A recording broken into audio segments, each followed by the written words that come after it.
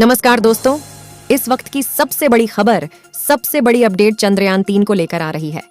दोस्तों, चांद के दक्षिणी ध्रुव पर सूर्योदय हुए काफी समय बीत चुका है और जहां पर हमारे विक्रम लैंडर अपने प्रज्ञान रोवर के साथ खड़ा है, अब वहां पर भी खूब तेज धूप पड़ रही है। ऐसे में अब हर एक भारतीय के मन एक ही सवाल है कि आखिर हमारा चंद्रयान-3 किस हाल में है? क्या वो फिर से जाग कर अपना कार्य करने लगेगा? दोस्तों, इसने इस वक्त एक बहुत बड़ा खुलासा कर दिया है, जिसे सुनकर दुनिया की सारी स्पेस एजेंसी हैरान पड़ गई है। आखिर क्या वे हैरान कर देने वाली खबर क्या है? हैरान कर देने वाली, जिसे इसरो ने कहा है। जाने इस वीडियो के माध्यम से तो बने रहिए इस वीडियो के अंत तक। लेकिन उससे पहले दोस्तों, आप एक सच्चे भारतीय के तरह हर किसी के खुले दिल से मदद करते हैं, तो हमारी भी इस छोटे से चैनल को सब्सक्राइब करके हमारी थोड़ी सी मदद जरूर करें और इसरो के महान वैज्ञानिकों के लिए कमेंट बॉक्स में जय हिंद, जय इसरो जरूर लिख दीजिएगा। दोस्तों, चंद्रयान-3 पर इसरो ने बड़ी खुशखबरी दी है। जी हाँ दोस्तों, इसरो ने अभी बताया कि चंद्रयान-3, जिसे चंद्रमा की सतह पर भेजा गया था, वो तो अभी सही तरीके से काम नहीं कर रहा है। लेकिन एक बहुत बड़ी खुशखबरी है। जी हाँ, इसरो में हड़कंप मच गया है, क्योंकि चांद पर अपना रोवर उतारने वाली इस बात पर किसी को भी यकीन नहीं हो रहा है। लेकिन इसी बीच इसरो की वैज्ञानिकों ने कुछ ऐसी बात कही है कि आप भी बाग हो जाएंगे।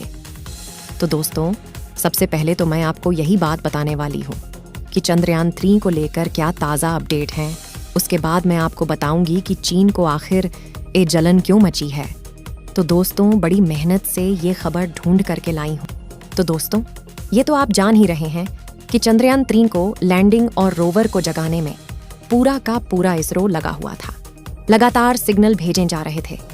तभी 22 सितंबर को चंद्रमा के दक्षिणी ध्रुव पर सवेरा होने लग गया था और उसके बाद से ही इसरो को चंद्रयान से सिग्नल का इंतजार था। अब अंतरिक्ष एजेंसी का कहना है कि सिग्नल भेजने का ही सिलसिला लगातार चल ही रहा था कि एक बड़ी गुड न्यूज सामने आई है, और वो कि चंद्रयान-3 के साथ भेजे गए एक पेलोड ने बड़ा खेल कर दिया है। ये पेलोड चंद्रयान-3 की ऑन ऑर्बिटर में लगा हुआ है, जो इस वक्त चंद्रमा के चारों ओर चक्कर लगा रहा है। और अब कहा जा रहा है कि लंबे वक्त तक ये चंद्रमा और पृथ्वी से जुड़ी बड़ी जानकारियां हमें भेजता रहेगा। दोस्तों, चंद्रमा की ऑर्बिटर में लगा payload spectrophotometer of habitat planets यानी कि सेप काफी डेटा इसरो को भेज चुका है और अब ये लंबे वक्त तक चलने वाला है। इसकी जानकारी के आधार पर ही इसरो एक्सोप्लैनेट्स के बारे में स्टडी करने लावा है। एक्सोप्लैनेट्स दोस्तों, वो प्लैनेट्स होते हैं जो कि हमारे सौर मंडल का हिस्सा नहीं होते हैं, लेकिन वो सूरज के तरह ही दूसरे किसी तारे के ही चक्कर लगा रहे होते हैं। वो किसी और गैलेक्सी के भी हो सकते हैं। इस मामले इसरो चीफ एस सोमनाथ ने कहा है कि शेप को तभी ऑपरेट किया जा सकता है जब पृथ्वी की विजिबिलिटी बहुत अच्छी होती है। शेप जो भी डेटा भेज रहा है वो रिसर्च के लिहाज से बेहद इंपॉर्टेंट है। और अच्छी बात यह है कि अलग अलग टाइम के अंदर इन डेटास में कोई भी बदलाव देखने को नहीं मिला है। इन डेटा को एनालिसिस करने और कुछ नया पता करने में कई महीनों का वक्त लग सकता है। यानी इसरो के वैज्ञानिक अब इस डेटा को एनालाइज कर रही है। इसरो का कहना है कि ऑर्बिटर का पहला टारगेट तो लैंडर विक्रम को ले जाकर चांद पर सफल सॉफ्ट लैंडिंग करवाना था, जिसमें वह 100% कामयाब रहा है। हालांकि इसका पूरा फायदा उठाने के लिए इसमें टेलोड भी लगाया हुआ था।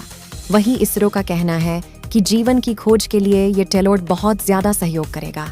इससे ग्रहों की हैबिटेलिटी की स्टडी की जा सकेगी। इसरो का कहना है कि पहले ऐसा लगता था कि ऑन ऑर्बिटर केवल 6 महीनों तक ही काम करेगा, लेकिन इसके अंदर फिलहाल काफी सारा फ्यूल बचा हुआ है। ऐसे में ये 1 साल से भी ज्यादा वक्त तक ये काम कर सकता है। ये चंद्रमा के चारों ओर 100 किलोमीटर ऑर्बिट में चक्कर लगा रहा है।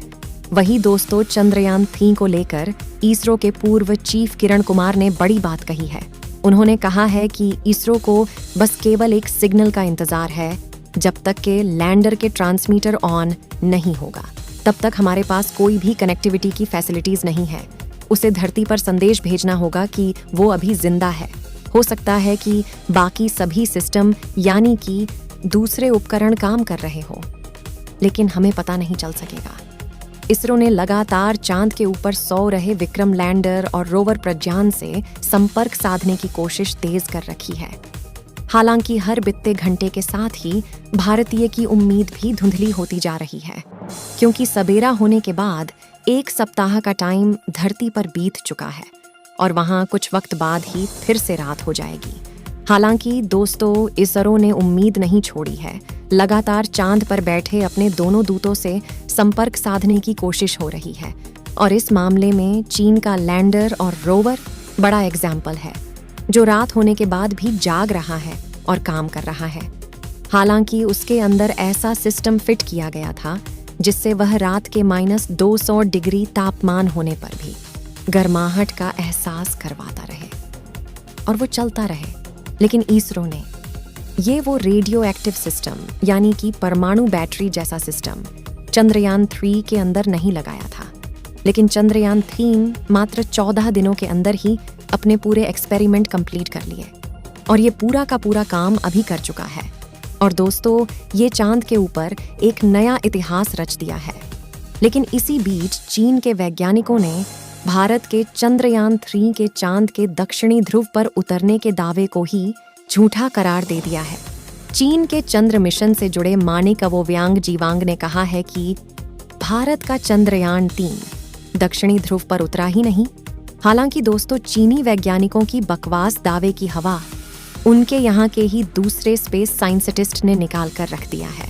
दोस्तों, जो यह बकवास करने वाले साइंटिस्ट के पहले चंद्र मिशन के मुख्य वैज्ञानिक रह चुके हैं, उन्होंने यह भी दावा किया है कि भारत के चंद्रयान 3 का लैंडिंग साइट दक्षिणी ध्रुव तो था ही नहीं, ना ही चंद्रमा का धुरी इलाका या फिर आर्कटिक जैसा ध्रुव इलाका है। दोस्तों, इसके पीछे चीनी वैज्ञानिक ने दावा किया है कि चंद्रमा का दक्षिणी ध्रुव का इलाका 88.5 से लेकर के 90 डिग्री के बीच में है, लिहाजा भारत यहाँ उतरा ही नहीं। वहीं अमेरिकी स्पेस एजेंसी नासा का मानना है कि चंद्रमा का दक्षिणी इलाका 80 से लेकर के 90 डिग्री के बीच में है। मतलब कि दोस्तों, चीनी वैज्ञानिक के दावे से जलन की बू आ रही है, क्योंकि अब तक दुनिया के किसी भी वैज्ञानिक ने भारत के दक्षिणी ध्रुव के पास सफलतापूर्वक उतरने के दावे का खंडन नहीं किया है। इतना ही नहीं, नासा और यूरोपीय स्पेस एजेंसी के वैज्ञानिकों ने और वहां के तमाम स्टाफ ने इसरो के वैज्ञानिकों की जमकर के तारीफ की है। दोस्तों, भारत ने पहले ही साफ कर दिया था कि विक्रम लैंडर 70 डिग्री अक्षांश पर उतरने वाला है, वो भी चंद्रमा के दक्षिणी छोर के पास। और दोस्तों, इस मामले में सबसे बड़ी बात यह रही कि चीन की ही हांगकांग यूनिवर्सिटी के स्पेस रिसर्च लेबोरेटरी ने चीनी वैज्ञानिकों के दावे को खारिज कर दिया है। इस लेबोरेटरी के चीनी वैज्ञानिक क्वेंटी पार्कर ने कहा कि जिस क्षण आप दक्षिणी ध्रुव के नजदीक अपना रोवर उतारते हैं, उसे दक्षिण ध्रुव माना गया है, जो कि वो अपने आप में ही बहुत बड़ी उपलब्धि है। यानी कि चीन के वैज्ञानिक ने ही चीन के वैज्ञानिकों की धुआं निकाल दी है। दोस्तों, चीन भारत को लेकर बहुत सारी बकवास करता रहता है, क्योंकि भारत के चांद पर कदम रखने से इसे चीन पचा नहीं पा रहा। दोस्तों, चीन की कोशिश है कि चांद के ऊपर जल्द से जल्द अपनी बस्ती बसाकर वहां के बर्फ और हीलियम के खजाने को लूट ले। लेकिन दोस्तों, चीन का यह दाव फेल होता साबित रहा है और अमेरिका के बाद अब भारत से भी उसे कड़ी चुनौती मिल रही है। तो दोस्तों, आपको कुछ न कुछ नया सीखने को मिला हो तो प्लीज़ आप इस चैनल को अभी सब्सक्राइब कर लीजिए ऐसी ही एक नई जानकारी के लिए। और हाँ, कमेंट्स बॉक्स में जय हिंद, जय इसरो ज़रूर लिखिएगा। और हम मिलते हैं आपसे एक ऐसी ही इन्फॉर्मेटिव वीडियो के साथ। तब तक के लिए आप अपना ख्याल रखें।